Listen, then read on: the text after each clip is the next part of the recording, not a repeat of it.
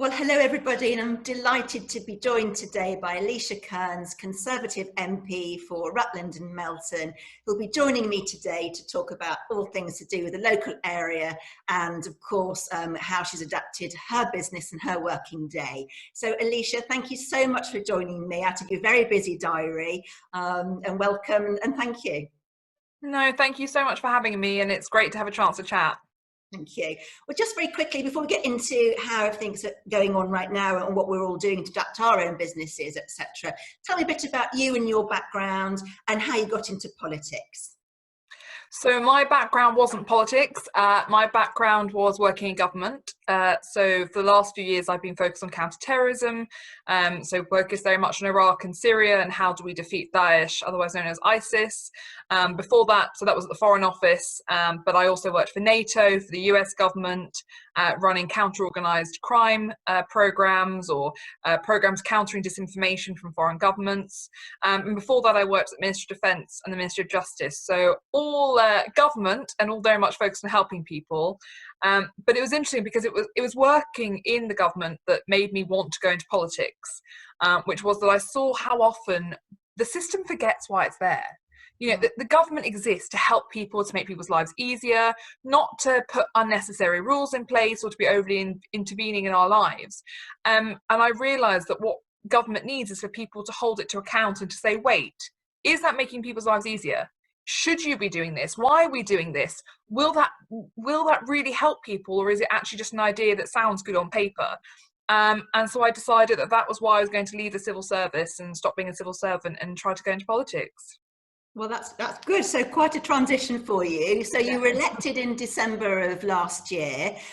What's it been like settling into your new role? COVID aside, tell me how you found that transition between those departments and those roles. Well, it's a really interesting one because there's no guidebook to being an MP. And I think it's one of those roles where everyone thinks they know what the job is, but you don't until you take on the role. So you get elected. I think my result came in around 5 o'clock in the morning that we'd won on the Friday the 13th. And I was in Parliament on the Sunday doing my tour and my induction. And essentially you're given a laptop. You're told you have a budget to hire your team and to hire and to set up an office. And then they say good luck to you.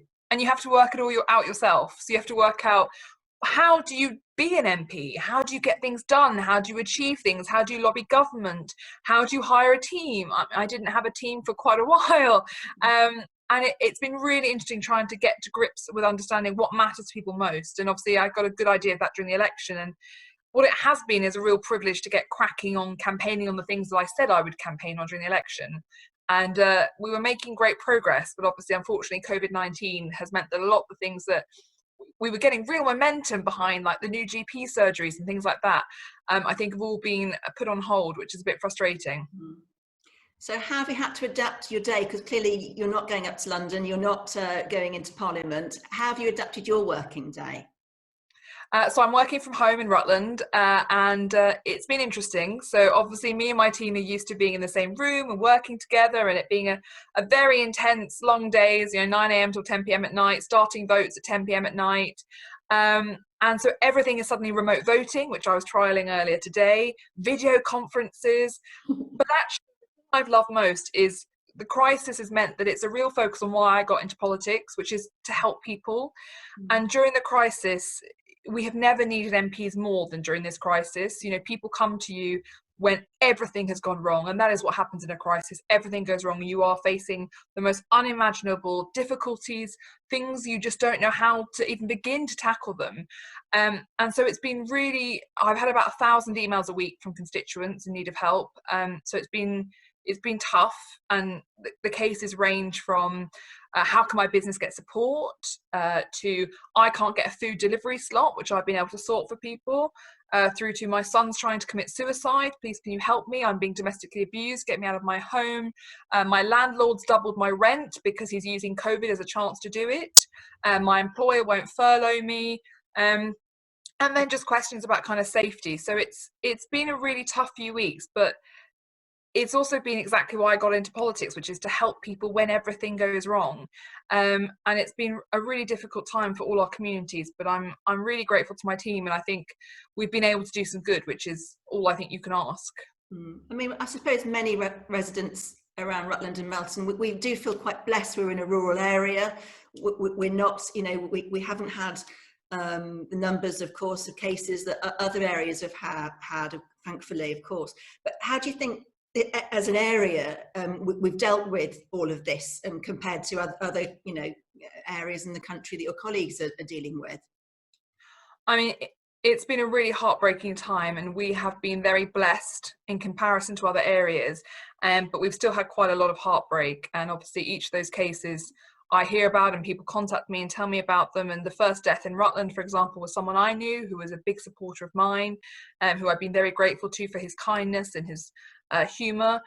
And it's heartbreaking because you hear these cases and you see what's going on, but overall, we have been very lucky compared to the rest of the country, and I am so grateful to everyone in Rutland and Melton because they have worked so hard to adhere to the government guidelines. And I know it's tough, and I know it asks a lot of people, and I know that those who are already in difficult circumstances, this has put their lives into even more difficult circumstances.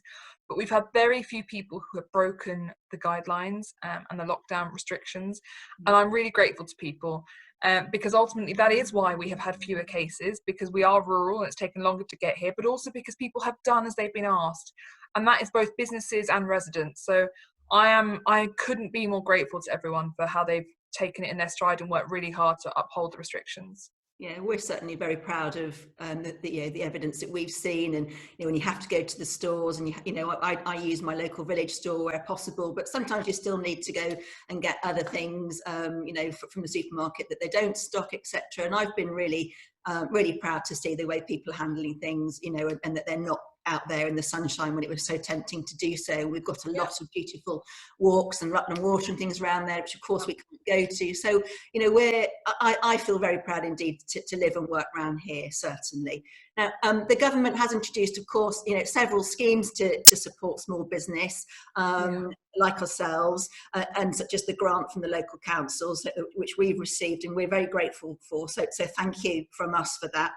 But certainly, what are the other local businesses saying to you, Alicia, about the government support at the moment?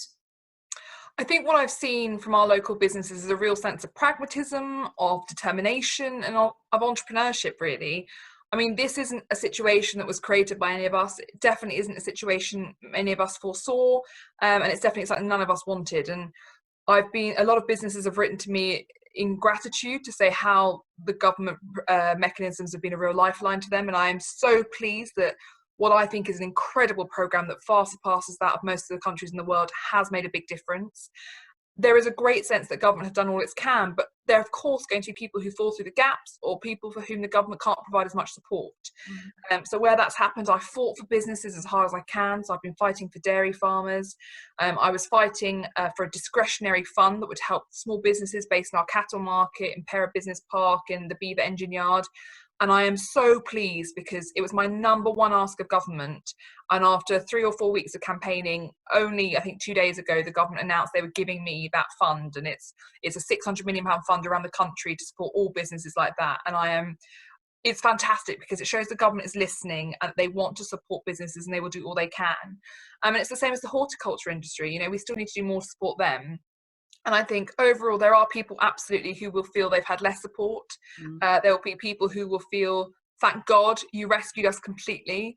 But I think the councillors have done a really great job. And I think overall my inbox shows that people are very grateful and that we've given them enough to stay afloat, because ultimately that is all the government can do, is protect jobs and make sure that when this is all over, the jobs are still there for people to go back to. Certainly, and I think that's great to have that in place, but I think there are still many businesses that are feeling concerned about what the future holds, and rightly so. Can you offer any advice, Alicia, that's come from the government? Can you share anything with us that we can look on for the future there? No, I know businesses are still very concerned, and they're absolutely right to be. It's interesting when people talk about businesses, there's been some rhetoric in Parliament about, businesses getting bailouts.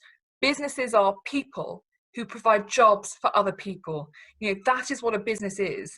And I think there are really tough times ahead. We are not through this. It is one thing to be past the peak. It's another to beat the virus altogether. It's another to move out of lockdown. We will, as a country, have a very difficult few years ahead of us, because we have to rebuild the economy after this, and we have to rebuild all sorts of things around our communities. So unfortunately, I don't have silver bullets or golden tickets for business, but I will keep fighting for them, and I will keep standing by them. And what we need is a sensible and measured plan to move out of lockdown. Actually, as individuals, there are some things we can do, like keep using local farms, as you said, so farm shops, village shops, buy local, support local producers. I've been trying to shop at a different farm shop every week just to give them some support. If we all focus on supporting our local economies and local businesses, that will make a big difference. But ultimately, we've got a really strong indie vibe, haven't we, around here, and a lot of loyalty for shopping local and supporting local. And I think that's one thing that I hope, like you say, the silver lining, if you like, will be people have realised how much effort goes in. They now know their local shopkeeper by name. They've seen what they're doing. You know, there's some amazing stories coming out, aren't there, of the community pulling together. And like you say, you know, people buy people, don't they? And businesses are all about the people that are behind it. And I think that's what I'm really noticing through these calls that I'm making to people. It's all about the characters, it's all about the effort and the people and the drive. And there's some super stories. I know I've been looking at your social media as well, and you've been certainly celebrating some amazing local people that have gone above and beyond their normal role to help out. Have you got any particular that spring to mind at the moment of real acts of kindness or you know, heroicism, I suppose, if you like, into the local community? I think it's really interesting. I think you hit the nail on the head in that we're having to socially distance and we're having to stay in our homes, and yet despite that we seem to be closer as a community than we were before, and that's incredible. But there are amazing people across our communities doing amazing things, and that is why I launched the Unsung Heroes campaign, because we need some beacons of light in this difficult time, and also these people deserve to know that we're grateful and how amazing we think they are. And I receive nominations every single day from the community. And, you know, it's everything from businesses who've answered the government's call and are producing PPE, so for example, Oakham School or Rutland Plastics, all the way through to people who are out and about doing prescription deliveries and pharmacy deliveries and food deliveries, people who've created mental health support groups, people who are providing arts and crafts kits for children, doctors and nurses who've gone back to serve our NHS. You know, there are the most amazing people who are supporting the vulnerable, the lonely, and just each other. And I just think if we can focus on those positive beacons of light while we're all working so hard to adhere to the government restrictions, then that can only help bring us even more close together. And I think that is the thing about Rutland and Melton. We are a community-minded, civic duty-focused, incredible group of communities who genuinely care about helping people, and we live in one of the most beautiful areas in the country. And I think after this, although it's still going to be tough and there is a lot of healing to be done and a lot of pain, that sense of community spirit is something we can be so proud of, and that I think will actually be even stronger. I agree. I really think it underpins everything we're all about, doesn't it? You know, the fight for independence all those years ago, and that kind of little Rutland heart shape in the middle of the country. It's something special that we are, again, very proud of, and the people are what makes it. And you know, we certainly get to meet some fantastic people in you know, in our job day by day, meeting them and showing them around, and people moving out of London and moving up to the area. We've seen a lot of interest, certainly, into our business from people looking to move up here. And when you get talking about the area, there is a lot to say, isn't there? It is wonderful. So that's really lovely, and we hope that you know, that everybody manages to you know, get themselves and their businesses, and more importantly than that, of course, stay healthy is obviously everyone's priority there. Just to finish, Alicia, how can people make contact with you? How can they reach out to you? So anyone who needs help, whether it is, you know, getting a doctor's appointment or getting food deliveries, or whether it's with welfare benefits, you name it, anything people need help with, or getting the government to listen or help them with anything, just email me. It's just literally alicia.kearns.mp@parliament.uk, and I will come back to you as fast as I can, and I will do all I can to help.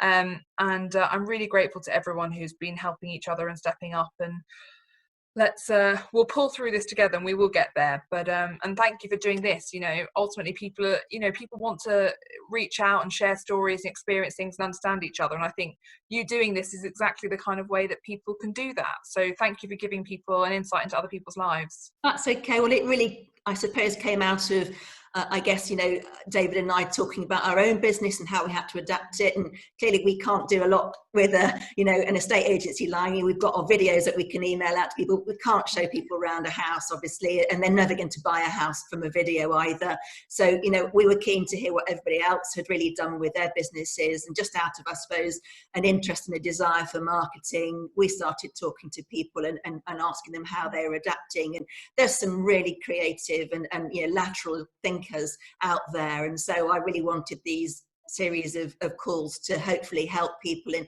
lots of different jobs that who I wouldn't normally experience perhaps talking to, or getting the opportunity for them to have a platform either. So that's really the purpose of what we're doing. So thank you again from us here at Pelham, James. We really appreciate your time, and please everybody do follow Alicia's Facebook page and on social media, and message her if you have any questions. She's there to help us all. So once again, thank you. Thank you. Look after you and stay safe. Thank you. Speak to you soon.